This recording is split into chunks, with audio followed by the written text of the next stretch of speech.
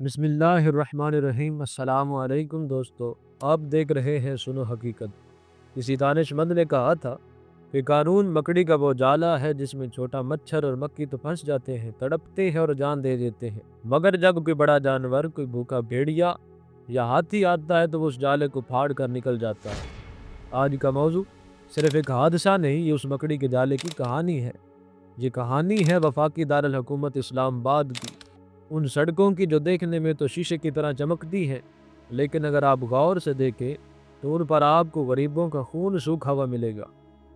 हम आज बात करेंगे उस अशराफिया की और उनके बिगड़े हुए शहजादों की और उन बदकिस्मत शहरियों की जो अपने घर से रोज़ी कमाने निकलते हैं मगर वापस कफन में लिपट कर जाते हैं।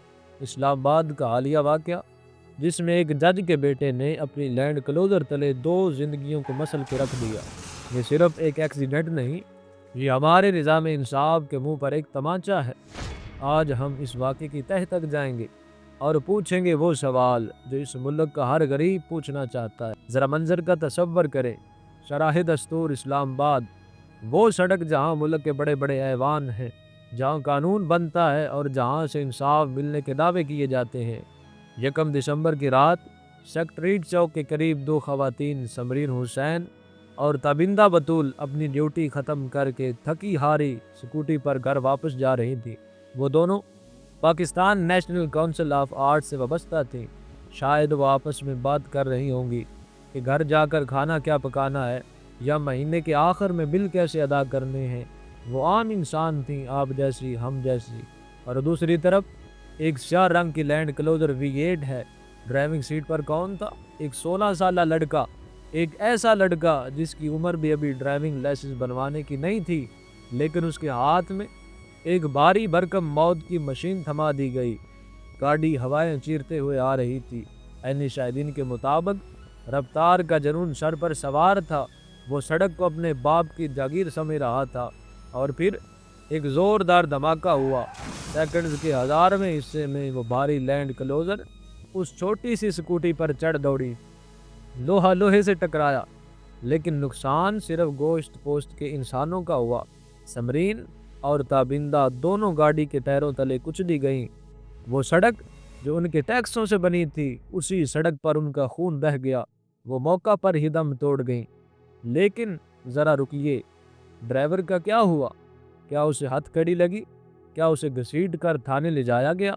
नहीं, क्योंकि वो ड्राइवर कोई आम आदमी नहीं था, वो एक VIP था, वो एक जज का बेटा था। यहाँ से असल कहानी शुरू होती है। हादसा तो एक लम्हे में हो गया, लेकिन उसके बाद जो हुआ वो इस मुल्क का असल अलमिया है। जैसे ही पता चला कि गाड़ी चलाने वाला किसी जज का बेटा है, कानून के हाथ कांपने लगे। जो पुलिस वाला एक गरीब मोटरसाइकिल वाले को हेलमेट ना होने पर जलील करता है, वो इस V8 के सामने मौतबाना खड़ा हो गया। ये लड़का भी बाहर आ जाएगा, बल्कि ज़मानतें तो फ़ौरन हो जाती हैं और बाप भी मुंसफ के तौर पर काम करता रहेगा। क्यों? क्योंकि पाकिस्तान में अशराफिया एक माफिया की तरह काम करती है। ये एक दूसरे को बचा लेते हैं। बैरोक्रेट का बेटा हो, जज का हो या किसी सियासतदान का, उनका हसूल है कि तू मेरी पीठ खुजा और मैं तेरी पीठ खुजाऊंगा। कमाल है ना कि अगर आज किसी गरीब मजदूर की साइकिल किसी बड़ी गाड़ी से टकरा जाती तो उसे वहीं सड़क पर पीटा जाता, उसे दहशतगर्द बना दिया जाता, थाने में छतरौल की जाती। लेकिन जब किसी अमीर का बेटा 2 लाशें गिरा दे, 2 खानदान उजाड़ के रख दे, तो उसे कहा जाता है मासूम गलती, और कहा जाता है कि बच्चा था डर गया है। ये जो बड़े बड़े लोग हैं, इनके लिए हमारी बहन बेटियों की जान की कीमत उनकी गाड़ी के बम्पर या हेडलाइट से भी कम है। जब ये अपनी बुलेट प्रूफ गाड़ियों में बैठते हैं तो उन्हें बाहर चलने वाले लोग इंसान नहीं बल्कि कीड़े मकोड़े नजर आते हैं। अब आगे क्या होगा?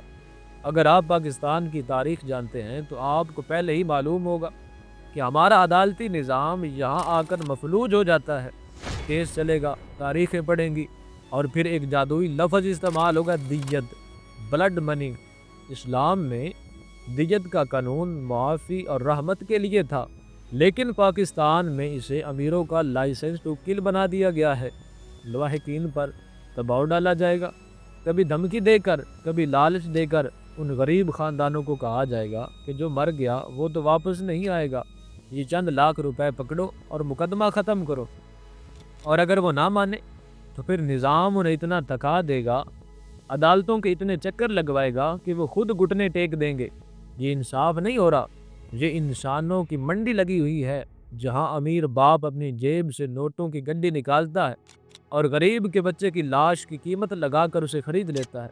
फिर वही लड़का चंद महीनों बाद एक नई गाड़ी में उसी सड़क पर किसी और समरीन या ताबिंदा को कुचलने के लिए आज़ाद होगा। सवाल ये भी है कि कसूरवार सिर्फ वो 16 साला लड़का है या वो माँ बाप जिन्होंने उसे ये खूनी खिलौना लेकर दिया।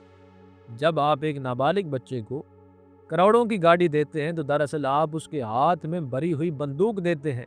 आप उसे ये पैगाम देते हैं कि बेटा जाओ, दुनिया तुम्हारी है, जो मर्जी करो, तुम्हारा बाप तुम्हें बचा लेगा। ये तरबियत का फुकदान है जो हमारे मुआशरे के अमीर तबके में कैंसर की तरह फैल चुका है।